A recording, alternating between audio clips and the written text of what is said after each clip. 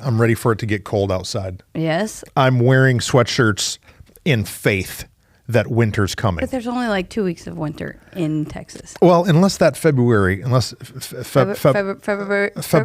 unless February hits you. Yeah. And then the whole world freezes for like 3 weeks. Yeah. Yeah. I don't know.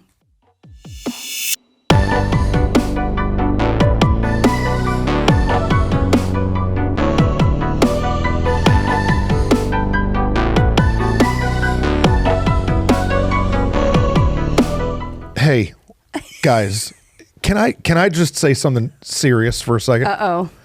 You know how many people reach out and tell me that they love Tug of More? A lot of people, yeah. All the time. If you don't know what Tug of More is, it's just a conversation between two friends that we've been friends now for a long time. A long time. We do ministry together. Yep. That's our context of leadership. So That's this is a leadership podcast about anybody who feels the tug of more. The tension between where you are and where you want to be, the fight to get there, the struggle. It's not easy. Okay. It's a tug. So here's the issue that I have. What do you have? So many people message me and say, Truston, it's so good.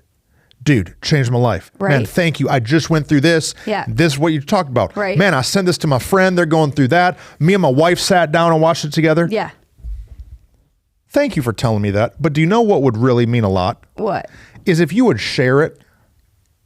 Yes. Sharing It's caring. is caring, y'all. Yo, you care about your people. You tell them, don't buy your wife a purse from Target for Christmas. You tell them wisdom. Help me. You share stuff to help them. Help them by sharing out. So I don't ask very often. No, you don't. But what I'm actually. saying kind of is, surprised that you are. we're walking into a new year. That's true. God's doing great things at Living Church. We're about to move buildings. The Tug of More is about to go on the road. We're about to be in a new location. You don't even know what's happening. And we're fighting through difficulty. Hey, it's true. And so if you are a subscriber, Yep. if you are thankful for the content that we're putting out, do us a favor. Share it. Yeah. Comment. Send it to somebody that you know is a leader, that you know someone who's tugging towards more in their life, and help them to know that what we're doing is even here. Right. No, I think it's so important. I would love it if I could get Joe Rogan to at me. To Joe Rogan, to at you, at Truston Babo. Yeah, What's up, come bro? on. What's up, Joe? Right. I would, but guess what? The only way that anything like that is ever going to happen is if the Tug of More team is intentional in the beginning to just be spreading about what's happening here. Yeah, we want the team to grow because we want more people to step into all that they're supposed to and run into all of it. So I'm saying out. We can't just rely on the pipe dream of a famous person. Correct. Real movements are started in grassroots. That's true. And so if just the 100 people that are watching on YouTube weekly, or the hundreds that are listening via podcast or only audio, if they would share that or comment that or spread that around to friends and family or their coworkers, man, we could really start to continue to gain some traction. Absolutely. So do it. Share it. That's good. That's a good commercial. It's called leadership. That's called Because sometimes when you feel the tug of more, you've got to inspire others to help you. No, absolutely. You I gotta feel say, hey, come alongside me. I feel like what we're doing here is unique. It is unique. And it's important. It is important. It's important for people to learn all kind of stuff, to be vulnerable. Yeah. To just be themselves, to not always have to have a plan. It's important for people to understand that men and women can work together closely not be sleeping together. That's true. It's important, man. And so I think that I agree. I think we're doing a great thing. I'm glad we're doing it. Yeah. And there's more. So we're going to talk today about something that you and I have both spent a lot of our life learning how to do well. Okay. And so I'm excited to talk about it. Ready? Hit us. Okay. So today we're going to talk about leading when you're in the second chair. Maybe the third chair, maybe the fifth chair, but not the first chair. So in every organization, there's the boss. Hopefully there's somebody who's like in charge. And so for our organization at Living Church, that's me. That's you. So I'm the buck stops with me a little bit. And Whitney is our executive. Right. So that means that she's in the second chair. Yeah. But that doesn't mean that she's unable to lead just because she's not all the way the one in charge. Absolutely. And then under Whitney, there's other different department heads and leaders and pastors and directors, and they still have to be able to lead. Right. And so if you feel the tug of more, you have to learn how to lead from that second chair. You have to learn how to not wait till you're the boss, to be able to accomplish anything. I think I hear people say all the time, like, well, when I get that position, or when I step into this, or once I finally am given the permission. And it's like, no, if you are a leader, be a leader. Wherever you are, step into it, and then let all that other stuff figure itself out. But it's not an easy job sometimes to lead when there's someone else who makes the final call or makes the final decision. And so we have to determine to be confident where we are and not be waiting or thinking that we can't do it. And what you and I have learned is that the truth is that leadership is determined only really by ourselves, not by the person who's leading us. Like, it's not up to them to say, we hope that they will. They may or may not. But it's up to us to decide to lead. So let's talk about it a little bit. I just heard a camera click. It made me nervous. Uh-oh. So I didn't hear it. I didn't hear one. No. Because, for me, I was in full-time ministry for 15 years before I was ever the guy. Right. And it would have been easy to just wait until I was the guy to learn to develop my skills or to really dive in and work hard and really give everything that I've got. We kind of want to wait. I remember right out of high school, I went to community college for a year. Because I had some scholarship and definitely was not mature enough to go to away from home college. And so I was failing most of those classes because I didn't really want to pay attention or really want to be there. And so a professor one day in front of the class, he was like, Truston, he called me Baba, what are you even doing in here? And I was like, man, this is 13th grade. I don't, I was not. What you said? Yeah, I was like, this is 13th grade. 8 dudes in here went to high school with me. And so I'm just waiting to get out of here before I actually start trying. And there were some older students in the room, upperclassmen in that class. And they were like, you won't do it. Right. I was like, what you talking about? You won't do it. They're like, if you're not taking this serious, why do you think you're going to take it serious when you're off away doing your own thing in college? Yeah. And I was like, man, you don't know, man. I'm going to go to college. I'm going to Bible college. I'm going over here. I'm going to Texas. I'm doing all these things. I'm going to do great. I'm going to get 4.0. Guess what happened? You got a 4.0? No. It took me 4.5 years to graduate from that university because my freshman year was so out of control. Yeah. I had this idea that when I got to the next place, I would do better. No, it doesn't happen. It didn't happen. No, right. My parents almost brought me home from school after my freshman year at Bible college because they're like, what are we wasting all this money for, dude? You're still failing classes. Right. What are you doing? What are you doing? And if we can't pull it together where we are, we're not going to pull it together when the pressure's greater. No, it's true. Because the pressure's greater in the lead chair. Right. It's everywhere in life. I remember dating my husband and him coming over to my parents' house, and good Christian people, he was not allowed in my bedroom, with the door closed or anything, but that was not allowed. But I remember one day when he walked back in the hallway and was saw my bedroom, and it was a mess, a mess. And I remember he was like, oh my word, your room is a mess. And I was a little embarrassed, but then I was like, no, when I have my own house, my own place, it will always be clean. It will always be so put together. And the truth is, most of my house, we've talked about before, it's clean. If you go to Whitney's house and it's clean, if you go to Whitney's house and it's clean, is because Aaron cleaned it. And because the laundry room is like eruption of clothes if you open it. There's a laundry room and a bedroom, and that's where everything ends up. And so to this day, I struggle to clean my bedroom, and it really, I believe, is because I never really learned how to do it when I was just a teenager with not very much stuff. Yeah. I wasn't intentional, and it's something that now when my teenage daughter says, I'm fine, I'll clean it when it's mine. My husband now says, no, you see mom's room? It's a mess still. It was a mess then, is a mess now. But it's true. No matter what our context is, where we are right now, if we're not willing to do the best and lead the best, and wherever we are right now, we're definitely not going to be able to do it when it gets harder and bigger and heavier. Man, it's such a good conversation. Right. I've had so many people ask me questions about this. Yeah. Just this week, I had a guy reach out and he said, Pastor, I have a question. The pastor that I work for isn't driven, isn't motivated, isn't charging into more. Yeah. And so I feel stunted. What do I do? Yeah. I had another guy reach out and say, I've been a second guy for 15 years. Yeah. I'm now about to become a lead pastor, which means I'm the guy. I'm scared to death. Right. Help me. Help. And so it's funny how quick we go from complaining about the person above us to then being nervous that now we're the person above everybody. Yeah. Yeah. It's a big conversation. No, it's huge. It's huge because we get frustrated thinking, well, if they would just do it the way I would do it. Yeah. But then when we have the opportunity to do it, it's like, oh, now the buck stops with me. I think that in our context, it's worked so well together, probably because you had such a long season of being in the second chair that you're very understanding for the seat that I sit in, which helps me a ton. But then for me, because we've been friends so long, I think that helps us also, where I have so much grace and understanding for the journey that you've walked through, that it's not, I don't get very easily frustrated at, hey, why aren't you making the decision?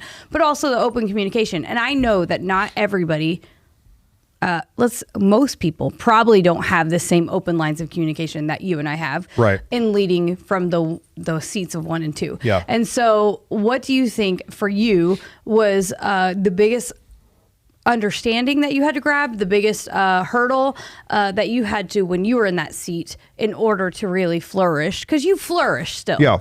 Yeah. Man, leading from the second chair, it has a lot to do with the person that you're following. Right, 100%. And so for me, for 15 years, I followed a leader that was super influential in my life. And every leader has pros and every leader has cons. 100%, because we're all humans. Working for me, there's pros and there's cons. True. I'm going to get a crazy idea.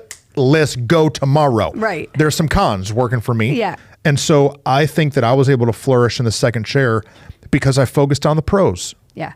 100%. I focused on every pastor that I'd ever worked for, every leader I was always under. I was able to look at what they were really good at, what their strengths were, and be thankful for those instead of being a critic and complaining and being negative. Now, there's a time and a place to critique and reevaluate your calling and all the things, which is a whole other podcast. 100%. When do I leave? I don't know. You got to talk about it. That's another podcast.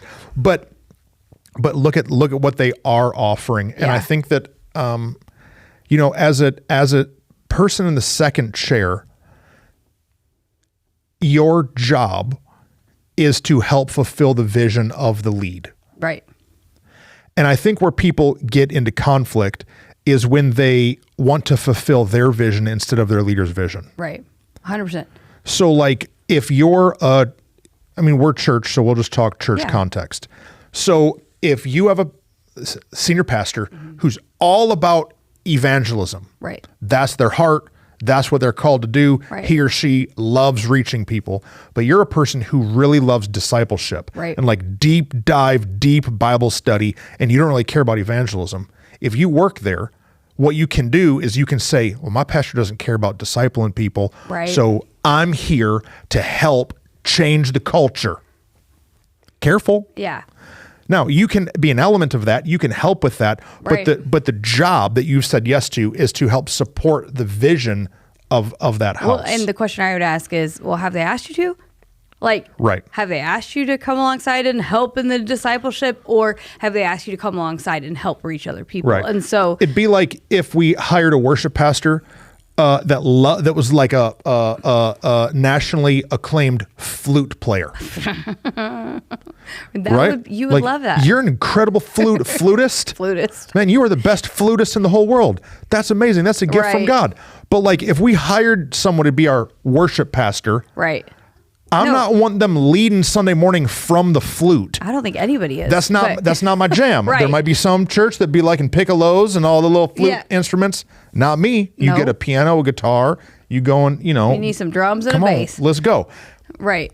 I'm just saying, you've got to understand that like in any supporting role, in a supporting role, you're there to support the vision. So in my context, even in my title is the word executive, which to me is that I am to execute a lot of the things that the vision you've created and established. Okay, it's my job now to come alongside and execute, help make that happen. And I think that what you're saying is really good, but I think it comes from the right heart of understanding where does my purpose lie? What does it lie in? Am I self-seeking, or am I trusting what God has for me in my life? trusting his plan for my life. And so we can get so easily caught up in, am I seen? Am I known? Am I getting to accomplish my passions instead of understanding the role that we've been assigned in this season to play? And I think that's where people trip up a lot. Well, and people can get impatient. 100%. So I think one of the reasons that you and I work so well together is because I don't think that you have an aspiration to try to take my position. No. Now, listen, if I get hit by a bus, Whitney had better become the lead pastor of Living Church. Now, if she wants to do that, or if her family wants her to do that, I'm saying you do not lay in bed at night thinking about, I can't wait till I get to go be a senior pastor. Yeah, when is it my turn? No, right. And so when I was following under my leader, I never thought that. Yeah. I thought I was going to be submitted under his vision. I thought, man, God, maybe this is what I'm doing forever. Right. When it gets dangerous is when people start getting competitive with the person they're leading under. Yeah. And they start thinking they can do it better. Right? Right. Or, man, why do you have me hidden? Yeah. But those hidden years are really developmental years. I cannot tell you. Right. Good God. I can't tell you how many times people said things to me like, Truston, when are you going to go out and do your own thing? Right. When are you going to go out and start your own deal? When are you going to go and be the youth pastor? When are you going to go and be the senior pastor? Right. And every time they asked me that, it was a little bit of an ego hit. Right. 100%. Right. But it was also a little bit of like, you don't understand. Yeah. No, right. You don't understand. We have a person on our staff right now who works in our kids department. Yeah. She's incredible. Best heart. Right. Best heart, super gifted, called to the house. She is not our like full functioning children's pastor. Right. And just because she doesn't have the title children's pastor, right, some people would want to look down on her because she's not the children's pastor. Right. Can I tell you what? She's pastoring a lot of kids. Right. A whole lot of kids. Whole lot of kids. We got 150 kids coming on a Sunday. Right. Right? Right, yes. Or more, depending on the And Sunday. so just because, so this person, she could go and be a kids pastor at a bunch of smaller churches and would do a fantastic job. Absolutely. But she's submitted herself to what God's called her to do. And just because she's not the person doesn't mean she's still not learning and leading at a high level. Absolutely. But it's just those gross titles that like mess us up. No, it's true. I think, we tell our team all the time that their number one job description is to above all else guard their heart. We've talked about that on this podcast a bunch. And we've got a whole series that we taught at Living Church called Above All Else. Yeah. You can find that on our website. And I think what happens is our heart gets jaded or bitter or frustrated in the impatience for sure. And what can happen is you start to think, well, what we said before, when's my turn? When's it for me? When am I going to go do the thing? Other people's voices, man, that's a huge one that you have to learn how to tune out. I've had to learn from day one, people saying, oh, well, you're just following because, or here's what about this, or even just their opinions. It's funny how when you're close to someone, people start to give you their opinion of what those people should do, so maybe hoping that it'll pass along. But you have to be intentional to say, no. You just said so much I know. in like by sentence, but it's true. It's true. Yeah. And so you have to be intentional to guard your heart, your calling, what you're called to do in that season. What I love about her is that, this person we were talking about on our team, that she has had people say negative things to her, and she's just said, no, this is where I'm supposed to be. This is what I'm supposed to do.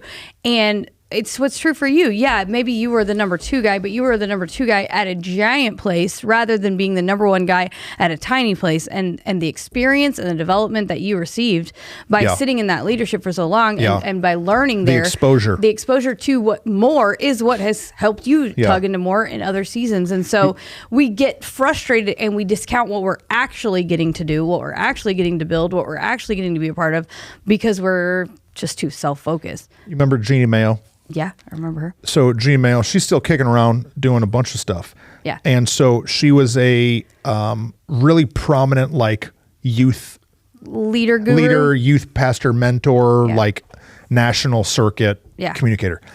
And so I went to one of her conferences way back, like 2002, like 20 years ago. That's a long time ago. It doesn't feel like 20 years. I know, isn't that crazy? It doesn't feel like it.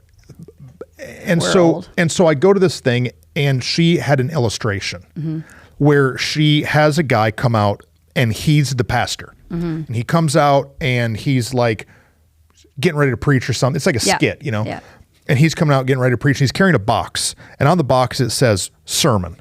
He's like talking about it, and then here comes like another person on the church staff, like a secretary or something. And the secretary says, Pastor, and she's carrying a box in her hands, and she says, Pastor, I don't know what to do. So-and-so is out in the lobby and they have a question, and she hands him this box. And so now he has 2 boxes. Right. And then here comes another person, asks him some questions, right. and that person hands him a box. Yeah. And like probably 10 people. Yeah. The janitor, the youth pastor, the minister, women's ministry, the kids, all these people, they are coming in, and they're handing the senior pastor these boxes, and now the senior pastor is holding so many boxes that you can't even see his face. And then someone comes out and says, "Hey, pastor, it's time for you to preach." Right. And he tries to like walk out, but he can't because he's carrying all the stuff.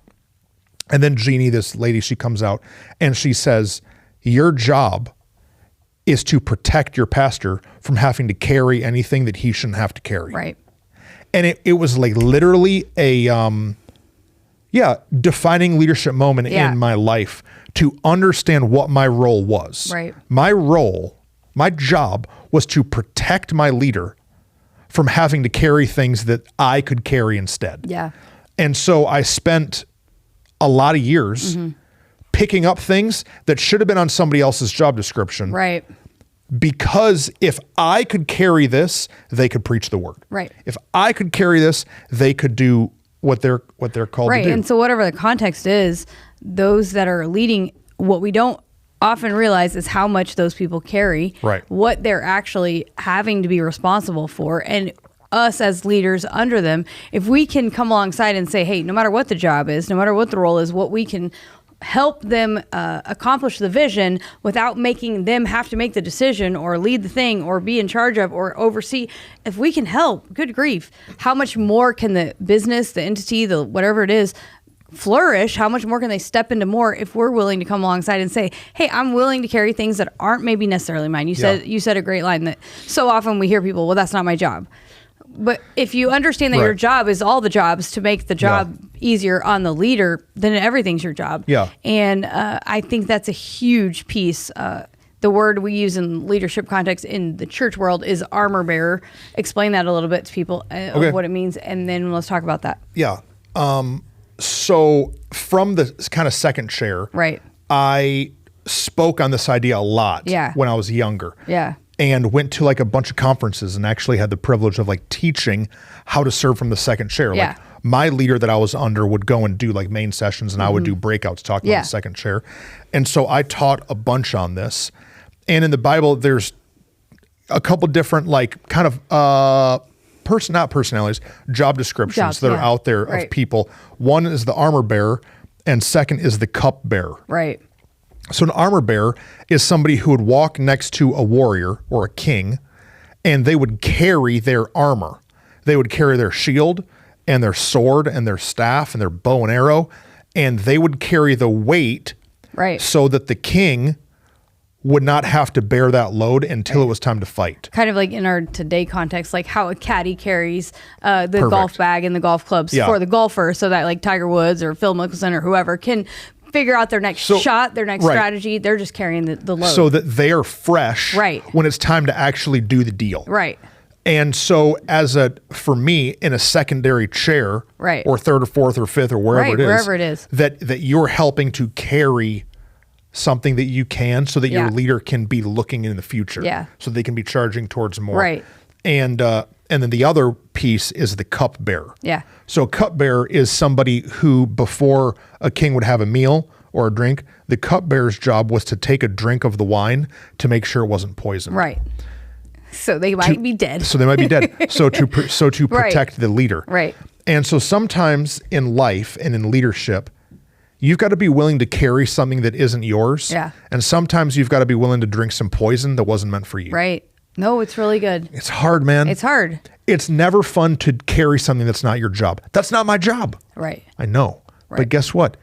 If you're following a leader who's pulling into more, it's not their job to pull into more. Right. It's the call. Right. I think we've taught a podcast, or we've talked about like complacency or ease, or like not doing more. What your leader could be doing is just the status quo. Yeah. They could just be doing just enough to get by and just get a paycheck and just enough. But if they're tugging into more at all, that's something on their load that you don't understand all the way. And so if you can take something off of them, carry that shield for them, they can fight better. Absolutely. No, I think that's... And sometimes there's poison to drink. Yeah. Let's talk about it. Okay. For me, Whitney drinks poison all the time. Something will happen. Yeah. And someone will be frustrated. For sure. And you know what she'll do? She'll call him and say, I'm sorry. Right. It's not even on her. She doesn't need to say, I'm sorry. Enrique and Amanda do this all the time for me and you. Right. Somebody will be upset or bent out of shape, and they'll be all mad, and they'll call and they'll say, I'm sorry. Yeah. Or they'll call and they'll be the heavy. Right. Somebody will be acting all crazy. Right. Frustrated. You Somebody can that they've come up got with an it. example. No, I think it's great. I mean, all the way as simple as in days when, like we're busy and someone just walks in and needs attention, maybe off the street, didn't have an appointment, they'll go in and they'll interrupt their day so that we don't have to interrupt our day, which I think is just a very small but a huge thing that I super appreciate. Or all the way people complain about something, and Enrique or Amanda or Parker will call and they'll fight the fight. Give their so that person can be mad at them and not be mad at me. Yeah, absolutely. Because you can still come to Living Church and really not like Enrique. Right. But it's going to be really hard for you to still be at Living Church if you really don't like me. Right. No, it's true. And so they'll drink the poison. Absolutely. And it's because they understand the role. Well, I think one thing of why sometimes if you're second, third, fourth, wherever your role is, you might not always do this the best. If I could speak to it, is that if I could speak to it, I'm on a podcast to speak to it. That's the whole point. And so is that like, would you please speak to it? Yeah, it would be easy for me sometimes to be like, hey, do you want to hear all the things that I kept you from today? Oh, yeah.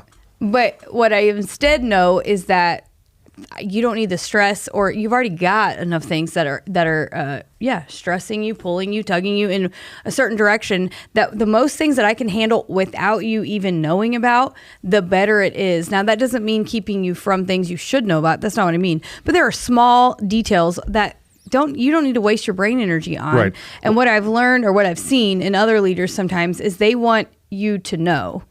They want me to know, hey, I did this and this and this and this and this. But I already trust that you're doing those things because that's why you have the job that you have. Right. I already trust you're doing your job. If I had a question, I'd ask you. But instead, what I appreciate is when I find out 6 months later, some situation I didn't even know, wait, what? And they had already handled it. It was already smoothed out. And I never even had to be stressed by it. And so that's something that I've made a mission from day one, is whatever balls I can catch, whatever, poison is the right word, that I can drink, that, let them be frustrated at me. Let them think that I'm the worst, or that I made that bad call or hard decision or whatever. Let them think that about me, then rather it be pointed at you, because it's unnecessary. And most of the time people are just frustrated in a moment, and that's very emotionally draining to handle, like you just said, whether it's making a large decision for the organization, preaching on a Sunday if you're a church, whatever it is, you don't need that extra stress. It's going to go away anyway. Like whatever that is, I can handle it. And so just being okay with the fact that, you're going to drink poison, but then also understand probably nobody's going to even know you drank it. Man, and that's okay. There's so much there. There's so much there because sometimes you have to bring the leader into the loop. Yeah.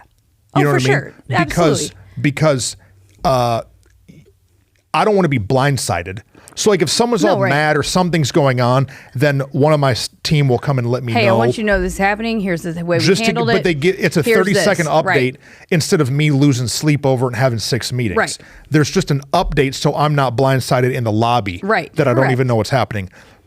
But the other piece is that's only allowed because we don't have a micromanagement culture. Oh, 100%. And so which is where 100%. We're going to have to go next. Yeah. Which is because our culture allows for our staff to actually be in charge and actually lead, then they're able to do that. Yeah. But some people have probably been listening to this whole podcast for 30 minutes and they're frustrated. Oh, geez, we talked for 30 minutes. They're frustrated because the leader that they're leading under doesn't have a tug towards more. Right. The leader that they're working for isn't healthy. Right. Right? They aren't pursuing more, and they feel stifled because they're under the lid. Yeah. Well, yeah, that's a hard one. And yeah, like you said, we'd have to do a whole nother conversation about whether you should stay or whether you should go. But where you are, you hear that phrase, bloom where you're planted, right? Like where you are is where you are planted right now in this season. And so I think you have to determine to be the best you can be in that season. I've worked for other people, not you, other people that I knew I was a better leader than them, that I was stronger in the areas I could have accomplished more than them. But I knew, hey, this is the role, this is the job I have. And so I'm just going to serve them the best that I can. Not even in church contexts, in other places. I've been like, I will be the best cupbearer, the best armor bearer. I'll make sure that I take care of the things I need to take care of. And the truth is, if we really believe that God is our provider and our promotion and the one who really puts us where we're supposed to be, He's the one that works all that out. We just are in charge of guarding our own heart and then doing the best with what we have and what we can do. And so maybe you're over a department or an area, make your department the best. Make your area the best. Like, do the best you can where you are. Build the team you have. If you have a team around you, build those people and allow them to be the best number 2 to you or 3 or whatever it is. Allow them. Don't micromanage them. Treat it how you want it to be. Yeah. And then, who knows? Maybe that'll be like you, where you then had the opportunity to step in and do it the way you wanted. And maybe not. Maybe there's more that's coming down the road, but you'll learn it in this level, in this context, so that when you step into more, it's not so heavy that you break. It's great. Good. It's really good. The Bible says that he who is entrusted with little will then be trusted with much. Right. And we can get this idea that like, oh, I can't do it because my leaders are the worst. Well, once you're the leader, there's nobody else to blame. Right. It's now just on you. Right. And so like if you're in a secondary position, bloom. Right. Like erase the excuses. Right. I know that your leader isn't doing what you wish they would do. Lead anyways. Right. Go raise your own funds. Yeah. Raise your own budget. When we started Living Church, I wanted to start doing some love outreaches. Right. We don't have any money. Right. Well, I couldn't get any money allocated to my outreach stuff. That you wanted, So you know what I went and did? I went and met with some men in the church who had some resources, and I went to Home Depot and Lowe's and Ace Hardware and asked them to donate some things. And now what are we doing? We're going and doing some love outreaches. Right. I went to the city. The city donated, and they bought all the wood chips and the plants, and then we went and put it in. And so though I didn't have the money, I just led anyways. Right. And so it's so easy for us to blame those above us for our lack of advancement. Well, what you're saying is really good, though, in that we shouldn't. We should keep our mouth shut.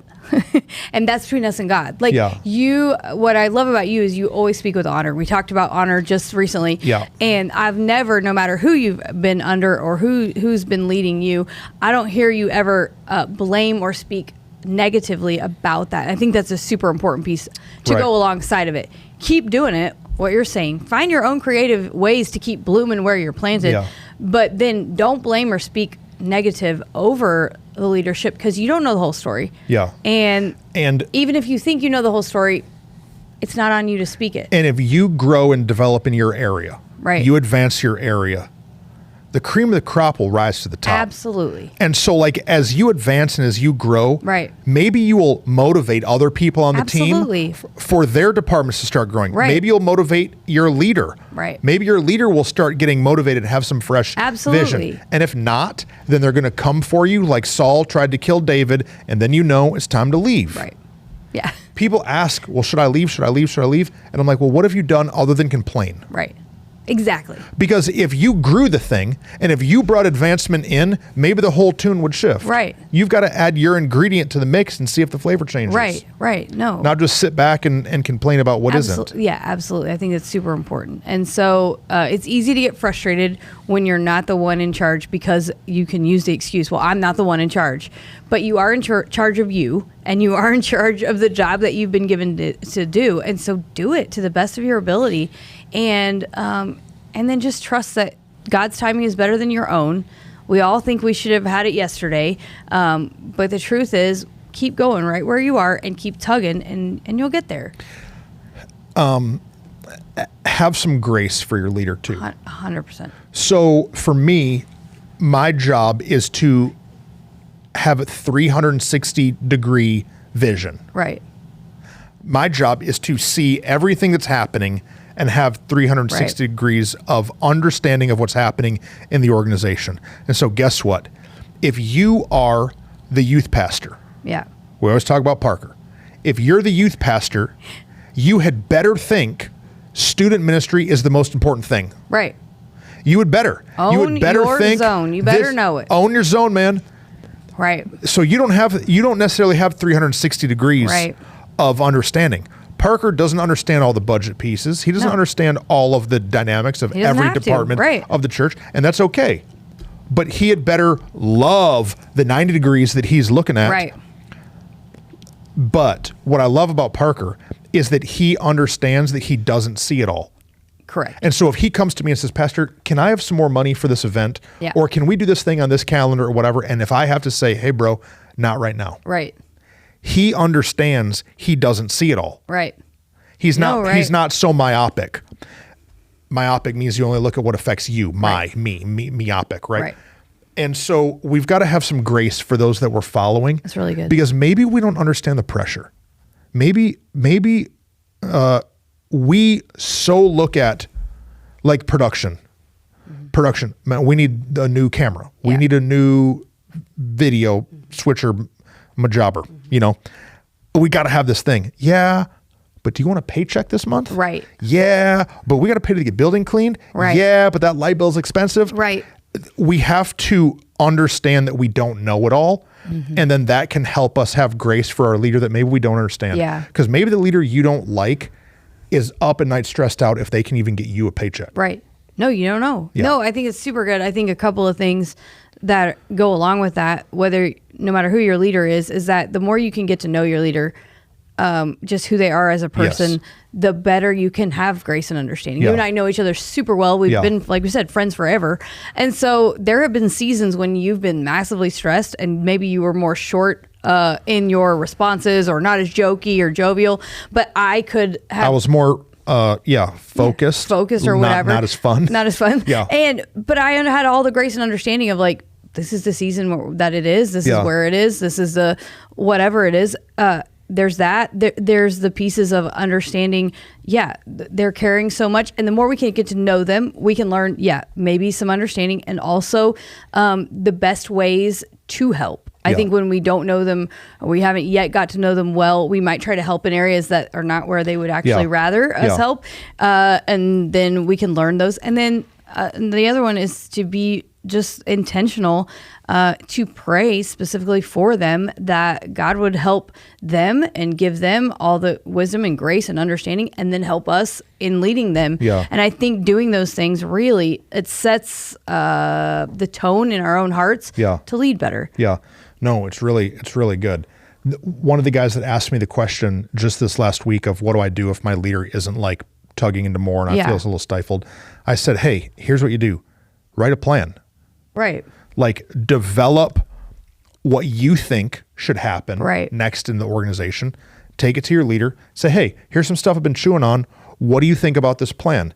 And maybe that's all they need. Right. Or maybe they'll say, yeah, I love that. Run and do it. Right. Like try. No, it's super good. I think that's really important. Then the honor one is a big piece. Sorry, I don't want to. No, just what you're saying is like, if you don't say all the words, they can't read your mind. Right. Like if you're frustrated, but they have no idea, they have no idea. Yeah. And so that's silly to not at least speak about it.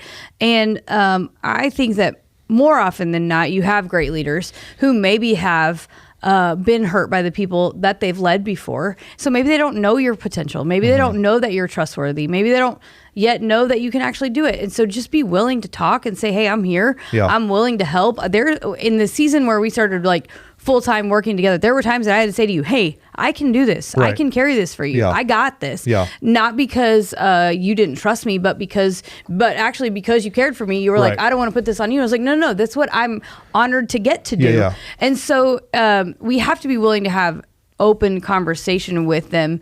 And all we can do is try. All we can do is do our part and see what they do. Okay, go. No, so one has to be willing to pick it up and the other has to be willing to let it go. Yeah. And that can only happen through like real conversation. Real And so maybe if you're frustrated with your leader, it's time to just go have coffee with them. Right. You can invite them. Yeah. Get this. You can ask them to spend time with you. No, absolutely. And maybe they won't, but maybe they will. Maybe they think you don't want to spend time with them. Maybe they've been waiting for you. Just have the conversation, and who knows what God would do. You said honor, so say that before we go. What? No, we talked about honor just last week. I think in the last episode that we posted, and about how we have to honor up and honor sideways and honor down. And so I think that if you're the leader watching, and there's a lot of levels to the leader, because you could be the senior pastor, you could be the youth pastor, you could be the kids director, you could be the classroom lead. That at some point, like if you are like in a department and then like the number 3 in a department, you don't need to be obsessed with being the armor bearer for the lead pastor. Correct. That is something I see sometimes too, where I'm like, no, bro, go lead your leader. Like, right, because if you play it out, then the only leader is the president of the United States, right? Or the national director, blah, blah.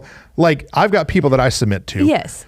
So yeah, I'm saying you've got to be willing to honor. Well, anyways, I somewhere realized along the way that God had given me a gift in Whitney. Yeah. And that, for so many years, I felt like I had been an armor bearer and a cupbearer to pastors. And I just was kind of like praying, God, I just need somebody to come along and help me. Mm-hmm. And then God answered my prayer in the least likely person. If you're only listening and not watching, I'm pointing at Whitney. Thank you for I like when you use the.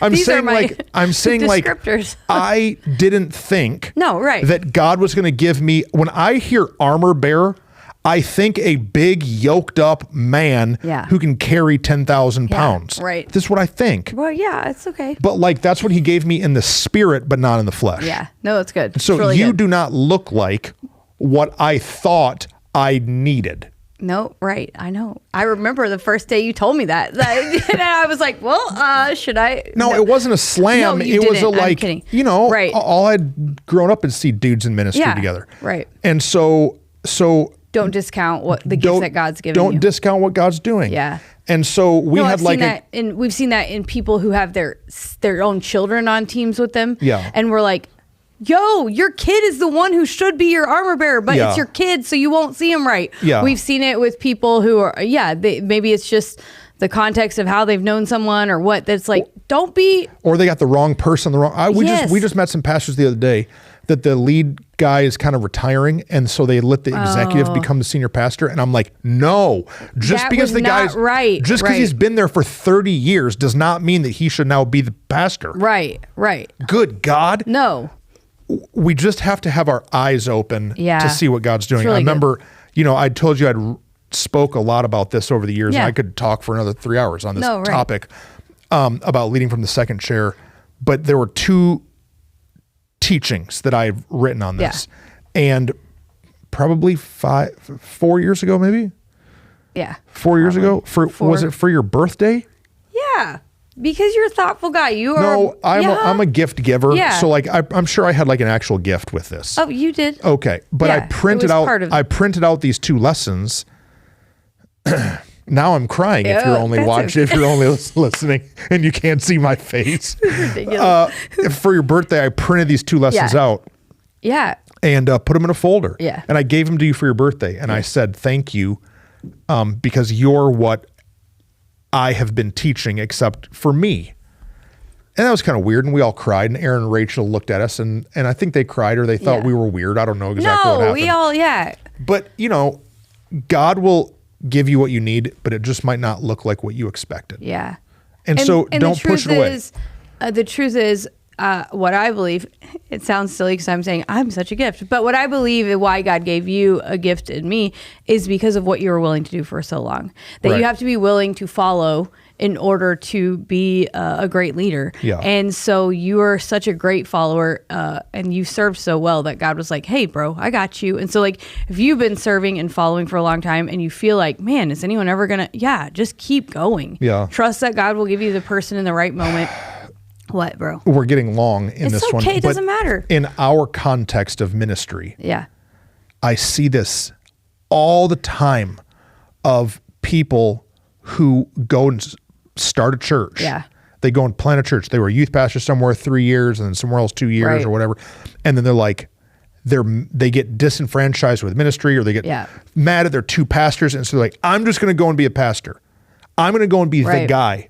And I'm like, you're not ready, man. No, right. You're not ready. Because what we do is we circumvent.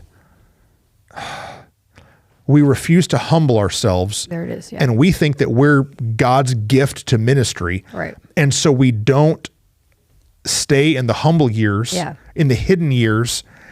And then we want the stage and the spotlight and the leadership. And then when we get there, we don't know what the junk we're doing. Well, and so, like, I think that the reason that Enrique and Amanda and Whitney and Bailey and all these incredible people on our team and our elders and our directors, I think the reason that they can follow is because I deeply know what it's like to be a follower. Right. I know what it's like to get crapped on. Yeah. No, right. I know what it's like to have to drink poison. I know what it's like to take a bullet for my leader. Yeah. I know what it's like to do the crap job when nobody's watching. I know what it's like to do it for a long time. Yeah. And so because I'm empathetic of that. Sympathetic and empathetic, I don't want them bleeding. Yeah. No, you're intentional to notice and point it out. Hey, I see that you've been doing that for a while. Thank you very much. But which is huge. But even if you don't receive that from if someone else doesn't receive that from their leader, what you're saying is so good in that the reason that I don't lay in bed at night ever and think, oh, I wonder one day if I can take his role. But the truth is, I'm willing to do whatever God asks me to do, whenever God asks me to do it. And what I'm privileged to do is get to do this alongside you. And I think we have the most fun because we get to do it together. You hear the phrase that it's lonely at the top, but then you hear the counter phrase, but it's only lonely if you don't take someone with you.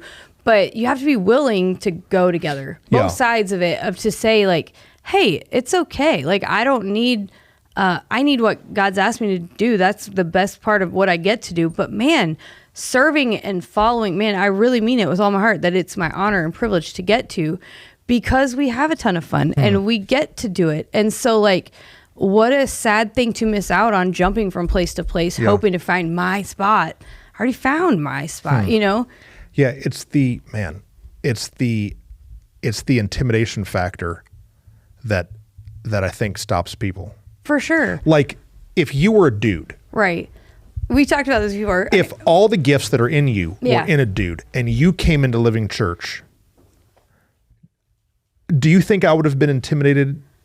I think I would have been a little intimidated of you in the beginning. Maybe. I think I would have been like, man, this person's very charismatic. People like them. Some people like them way more than me. Right?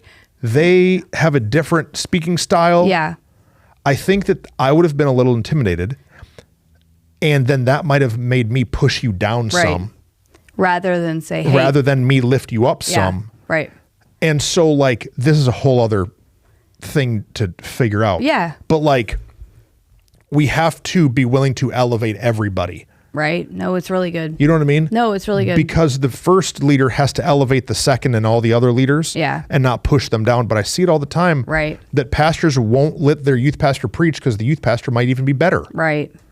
No, right. They won't let somebody else do this or lead this or do the thing there because they're just intimidated. No, right. That maybe that person's going to do it better. No, but that's an issue of insecurity and fear and all the things. But I mean, even we've talked about it. Aaron's got a new boss in this last season, different than anyone he's ever had before, who is exactly like that, who's humble and knows who he is, and therefore is grateful for the gifts in Aaron, not intimidated. Where most of his job life, he's had people who are just intimidated and like, let me just keep you right here. Yeah.